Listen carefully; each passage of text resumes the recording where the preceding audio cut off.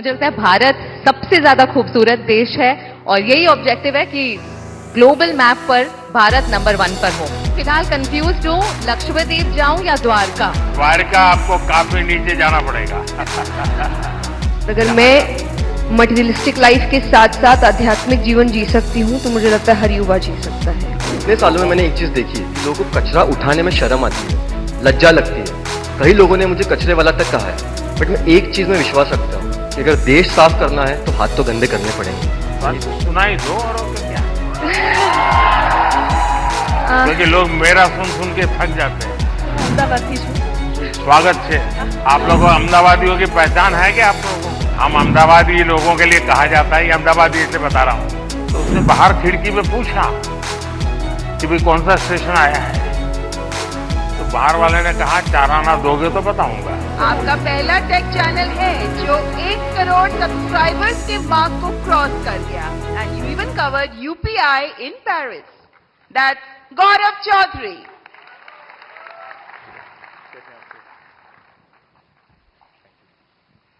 चलिए भाई, आज की दुनिया का इंसान है, कुछ बताएगा हमें। तो चलिए शुरू करते हैं। सर, मैंने 2015 अक्टूबर में अपना चैनल शुरू किया था और उसका एक बहुत बड़ा कारण है डिजिटल इंडिया, जो जुलाई के महीने में शुरू हुआ था। उससे 1 साल पहले जब आपने make in India programme start किया तो हमने देखा कि कैसे टेक्नोलॉजी के फील्ड में स्पेशली इंडिया, जो हमेशा से हम जानते हैं कि हम सभी का जो टैलेंट है वो तो बहुत अच्छा है ही, लेकिन जैसे हमने देखा कि हमारे देश में जब मैन्युफैक्चरिंग स्टार्ट हुई, जो बाहर की कंपनियां भी इंडिया में आ रही हैं, तो उससे मुझे लगा कि क्यों ना मैं अगर अपना थोड़ा नॉलेज शेयर कर पाऊं, तो बस वही स्टार्ट किया है सर। आपने ध्यान में आया होगा, एक विषय को लेकर के मैं भारत काफी कुछ कर रहा है और दुनिया को भी मैं कहता रहता हूं। सभी दुनिया के बड़े बड़े नेताओं से इस विषय में मेरी जरूर चर्चा होती है और भारत का जो डिजिटल इंडिया का सक्सेस है, ये तो गौरव बराबर अच्छे तरह जानते हैं क्योंकि उसी फील्ड में काम करते हैं। लेकिन मेरा एक आग्रह रहता है कि उज्जवल भविष्य के लिए हमें टेक्नोलॉजी को डेमोक्रेटाइज करना चाहिए। हमारा यूपीआई ये इसका बहुत बड़ा सिंबल है।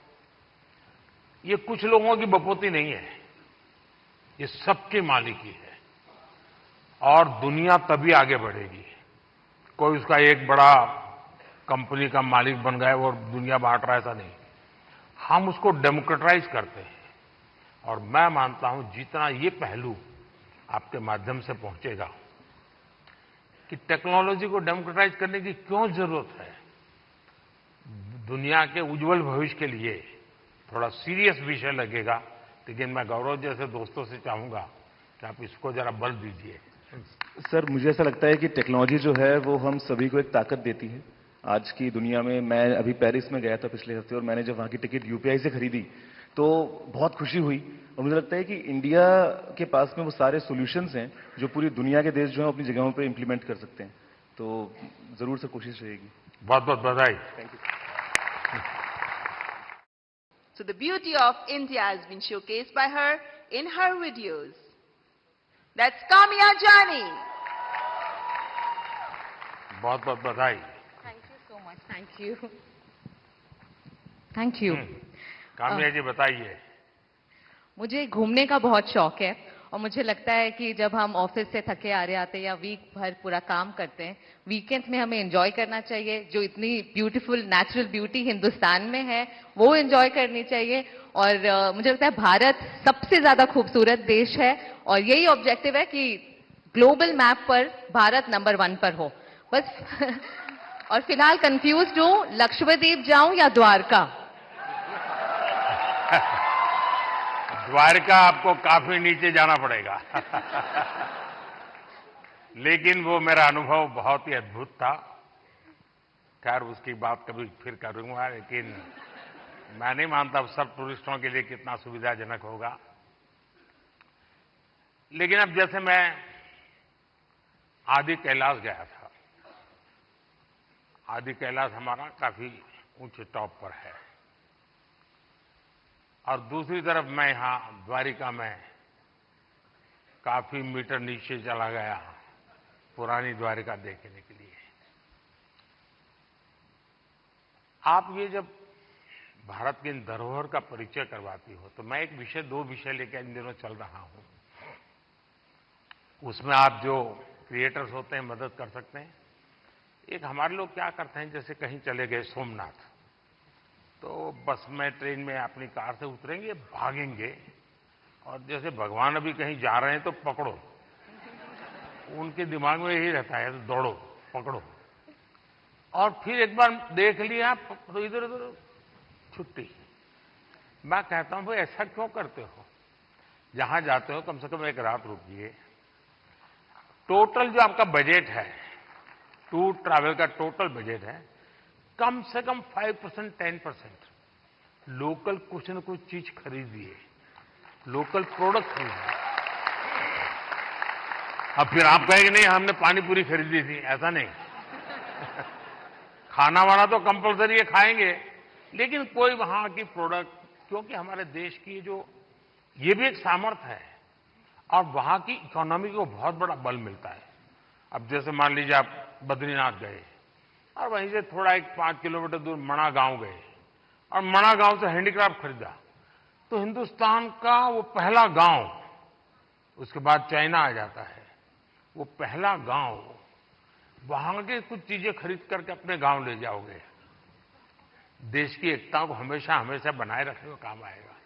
तो कभी आप ऐसे विषयों को भी अगर प्रमोट कर सकते हैं तो बहुत अच्छा होगा। बिल्कुल, बहुत सारे मंदिर कवर किए हैं मैंने अपने वीडियोस में, और आपका बहुत बड़ा थैंक यू, क्योंकि अब सारे ही मंदिरों को बहुत ही नया रूप मिल चुका है। So thank you for that. Thank you. Jaya Kishori, जिन्हें आधुनिक दौर की मीरा कहा जाता है, one of the youngest spiritual orators, she shares stories and teachings from Bhagavad Gita and Ramayana in insightful manner. बहुत बहुत बधाई आपको। चलिए, आपने लोगों को आध्यात्मिक दुनिया की तरफ बड़ी आधुनिक तरीके से रुचि फैलाई है। बहुत बहुत धन्यवाद। बताइए कुछ। जी, मैं कथाकार हूँ, श्रीमद् भागवतम करती हूँ और गीता जी के ऊपर बातें करती हूँ, क्योंकि मेरा बचपन इन्हीं चीज़ों से गुजरा है और जो बदलाव मुझ में आया है, चाहे शांति, सुकून, खुशी, हर चीज़ को लेकर। और सबसे बड़ी बात, क्योंकि हमारी सोच है कि भगवान से जुड़ना तो बुढ़ापे का काम है, और मुझे लगता है सबसे गलत सोच है, क्योंकि सबसे ज़्यादा अध्यात्म की ज़रूरत युवाओं को है। और अगर मैं मटेरियलिस्टिक लाइफ के साथ साथ आध्यात्मिक जीवन जी सकती हूँ तो मुझे लगता है हर युवा जी सकता है। लोगों को डर लगता है कि अध्यात्म मतलब झोला लेके चले जाना। हाँ जी। तो आप उसको रास्ता पर बताइए ऐसा ना। बिल्कुल नहीं है, क्योंकि सबसे बड़ा आध्यात्मिक ज्ञान है श्रीमद् भगवद गीता, और वो एक ऐसे व्यक्ति को सुनाई जा रही है, अर्जुन, जो आगे जाके राजा बनने वाले हैं, और राजा से ज्यादा ऐश्वर्य किसी के पास नहीं होता। और गीता में भगवान ने एक बार भी, श्री कृष्ण ने नहीं कहा कि राज्य छोड़ दो, बस कहा अपना धर्म पूरा करो जहां भी हो। बहुत बहुत धन्यवाद। Best health and fitness creator award के विजेता हैं अंकित भाई अनपुरिया। अंकित, साई राम है, वाह। बताओ जरा अपना वाक्य। राम राम भाई, सारा ने। हाँ। बहुत बहुत बधाई। बहुत बहुत धन्यवाद। सुनाइए सबको, और चैलेंज भी दे दीजिए आप तो। चैलेंज तो ये है भाई, मतलब डेली वर्कआउट करना, आप कुछ भी काम करते हो, क्योंकि नुगारा दुनिया में 2.5 सुख है। पहला सुख निरोगी काया, दूसरा अच्छी नींद, और आधे माजा है और बच्चा और सब कुछ है।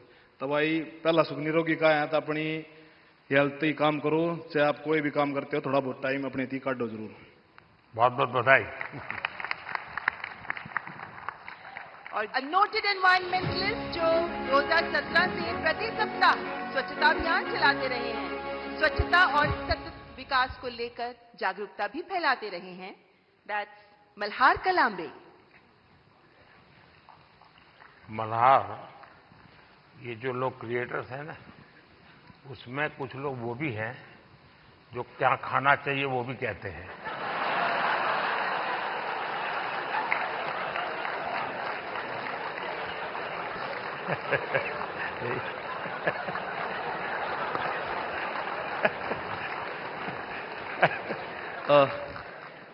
इस पुरस्कार के लिए शुक्रिया। मैं बेसिकली एनवायरमेंटलिस्ट हूँ। हम पिछले 6.5 साल से मुंबई में स्वच्छता मुहिम चला रहे हैं, आप ही से प्रेरणा लेके। पिछले 6.5 सालों में उन्होंने 500 से ज़्यादा क्लीनअप ड्राइव्स ऑर्गेनाइज की है, 80 लाख किलो से ज़्यादा कचरा मुंबई से साफ किया है। बट इतने सालों में मैंने एक चीज़ देखी है कि लोगों को कचरा उठाने में शर्म आती है, लज्जा लगती है। कई लोगों ने मुझे कचरे वाला तक कहा है, बट मैं एक चीज़ में विश्वास रखता हूँ कि अगर देश साफ करना है तो हाथ तो गंदे करने पड़ेंगे। Thank you. बहुत बहुत शुभकामनाएं। और आपने युवकों को बड़ी प्रेरणा दी है। अच्छी अच्छी सेलिब्रिटीज उनके साथ जुड़ती हैं, काफी मेहनत करते हैं और नियमित रूप से करते हैं, ऐसा नहीं टोकनिज्म करते हैं। और उन्होंने एक वातावरण बनाया है। मैं आपको बहुत बधाई देता हूं, लेकिन फिर भी मैं चाहूंगा थोड़ा बट सर मैं एक चीज़ कहना चाहूँगा, आपने अंकित भैया के साथ लास्ट ईयर स्वच्छ भारत दिन के दिन क्लीनअप किया था। ये मेरी भी एक इच्छा है कि कभी आपके साथ क्लीनअप कर पाऊँ। वाह, थैंक यू। you। जरूर जरूर मौका मिलेगा। और हमारी हर प्रकार की सफाई में काम आ सकता है। इस चुनाव में भी सफाई होने वाली है।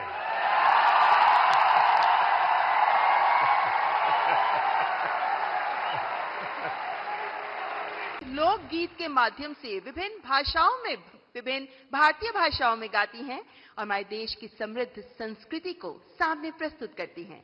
मैथिली ठाकुर। मैथिली नमस्ते। तो आज कुछ सुनाई दो और क्या क्योंकि लोग मेरा सुन सुन के थक जाते हैं। बिल्कुल सर। अच्छा, थक जाते हैं ना? नहीं नहीं नहीं नहीं नहीं नहीं नहीं मतलब बिल्कुल मैं आपको सुनाती हूँ। और सबसे पहले सभी लोगों को महाशिवरात्रि की ढेर सारी शुभकामनाएं। और तो शिव जी का ही भजन कर लो आज। जी जी जरूर।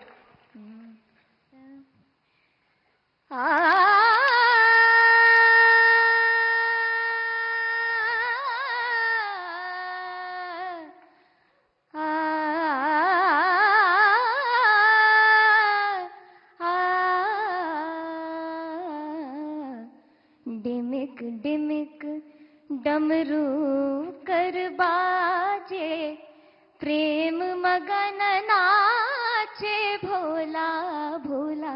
बहुत बहुत बधाई मैथिली जी धन्यवाद। आपको।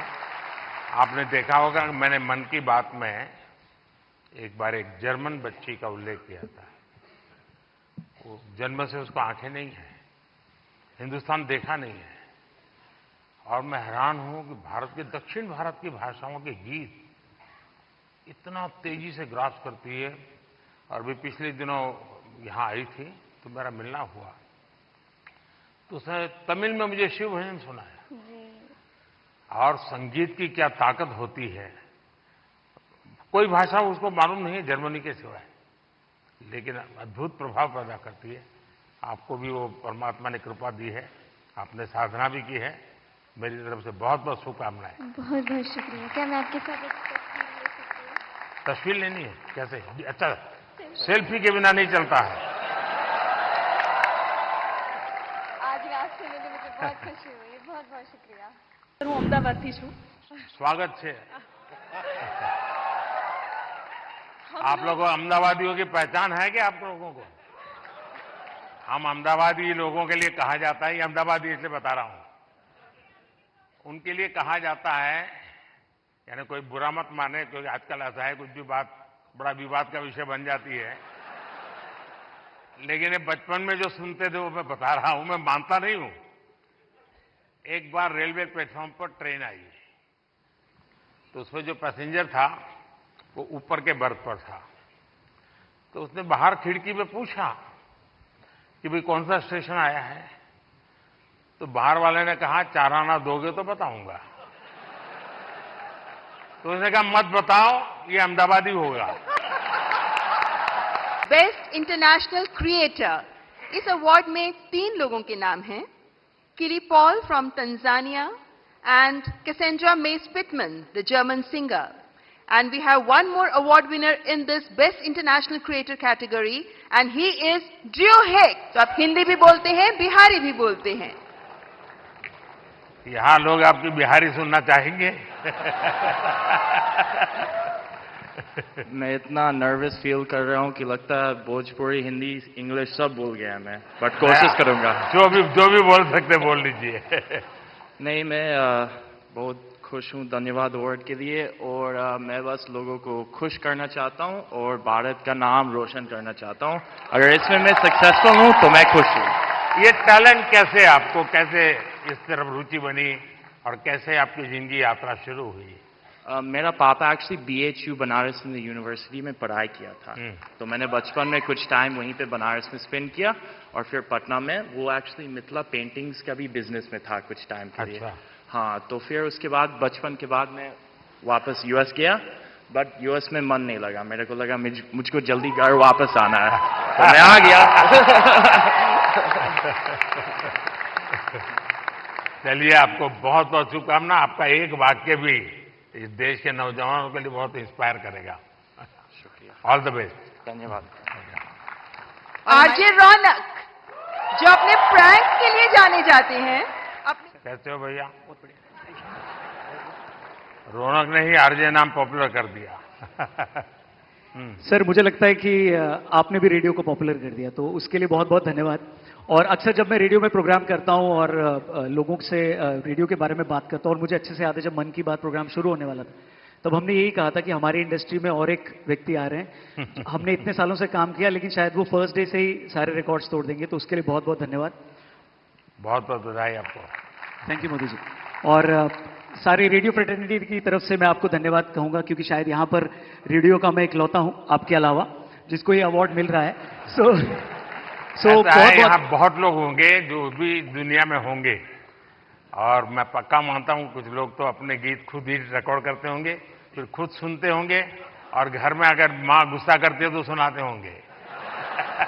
बिल्कुल।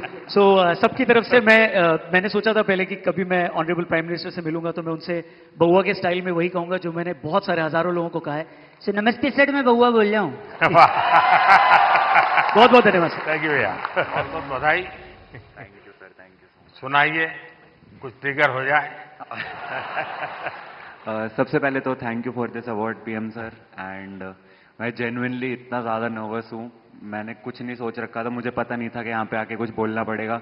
जब मैंने देखा सब आके कुछ बोल रहे, तब से मैं सोच रहा था, लिख रहा था फ़ोन में कि क्या बोलूँगा, एंड अभी भी नहीं पता क्या बोल रहा हूँ। बस एक चीज़ बोल रही थी कि गेमिंग कैटेगरी में ये अवार्ड दिया गया है, तो उसके लिए बस थैंक यू बोलना था सर कि गेमिंग को भी रिकॉग्निशन मतलब मिल रही है, and it's a big thing, so thank you so much. बहुत बहुत शुभकामनाएं। Thank you sir, thank you. National creators awards की आखिरी श्रेणी, बेस्ट सेलिब्रिटी क्रिएटर अवार्ड, और ये अवार्ड दिया जा रहा है अमन गुप्ता को। अमन गुप्ता। अमन, बहुत बहुत बधाई हो। Thank you so much sir. Sir, आप तो अब सक्सेसफुल है अपने जीवन में भी, और दुनिया को भी दिखा रहे हो, जरा बताइए। तो सर 2016 में जब startup India, stand up India आया था, हमने अपनी कंपनी स्टार्ट करी थी सर। बोट तो जब हमने स्टार्ट करी थी तो लोग बोलते थे कि ये क्या कर लेंगे, ऐसा छोटा सा ब्रांड है, कुछ नहीं कर पाएंगे। और आज सर 2024, 7 साल बाद sir, we are world's second largest sir, विश्व second largest audio brand sir. 2021 में सर कोविड आया सर, हमारा सारा सामान इंडिया के बाहर बनता था सर। 2021 में आपने मेक इन इंडिया स्टार्ट किया सर, यहाँ पहन के घूमते हैं सर प्राउडली हम। और सर आज की time sir 70% of our products are now made in India sir. तो सर अभी अगला हमारा बस यही विजन है सर कि इंडिया से कोई ब्रांड, अच्छा ब्रांड इंडिया से बाहर जाए। और जैसे यहाँ पे जब कोई फिरंगी प्रोडक्ट आता है और लाइन लगती है, हम चाहते हैं फिरंगी भी हमारा प्रोडक्ट लाइन लगा के खरीदे सर। बहुत बहुत बधाई। बहुत बहुत बधाई। Thank you sir.